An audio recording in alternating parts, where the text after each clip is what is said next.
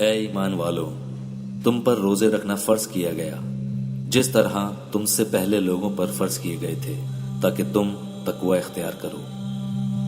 گنتی کے چند ہی دن ہیں، لیکن تم میں سے جو شخص بیمار ہو یا سفر میں ہو تو وہ اور دنوں میں گنتی کو پورا کر لے، اور اس کی طاقت رکھنے والے فدیہ میں ایک مسکین کو کھانا دیں۔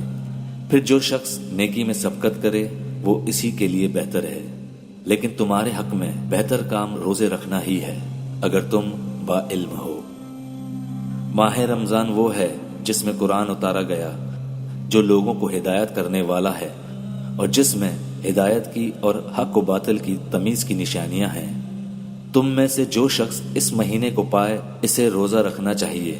ہاں، جو بیمار ہو یا مسافر ہو اسے دوسرے دنوں میں یہ گنتی پوری کرنی چاہیے۔ اللہ تعالیٰ کا ارادہ تمہارے ساتھ آسانی کا ہے، سختی کا نہیں۔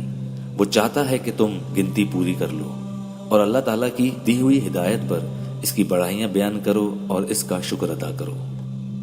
جب میرے بندے میرے بارے میں آپ سے سوال کریں تو کہہ دیں کہ میں بہت ہی قریب ہوں، ہر پکارنے والے کی پکار کو جب کبھی وہ مجھے پکارے قبول کرتا ہوں۔ اسی لیے لوگوں کو بھی چاہیے کہ وہ میری بات مان لیا کریں اور مجھ پر ایمان رکھیں، یہی ان کا بھلائی کا باعث ہے۔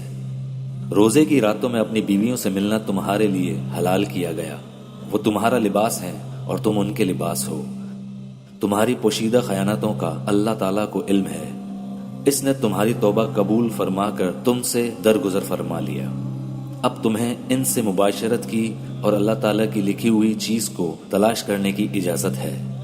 تم کھاتے پیتے رہو یہاں تک کہ صبح کا سفید دھاگا سیاہ دھاگے سے ظاہر ہو جائے، پھر رات تک روزے کو پورا کرو، اور عورتوں سے اس وقت مباشرت نہ کرو جب کہ تم مسجدوں میں اعتکاف میں ہو۔ یہ اللہ تعالیٰ کی حدود ہیں، تم ان کے قریب بھی نہ جاؤ۔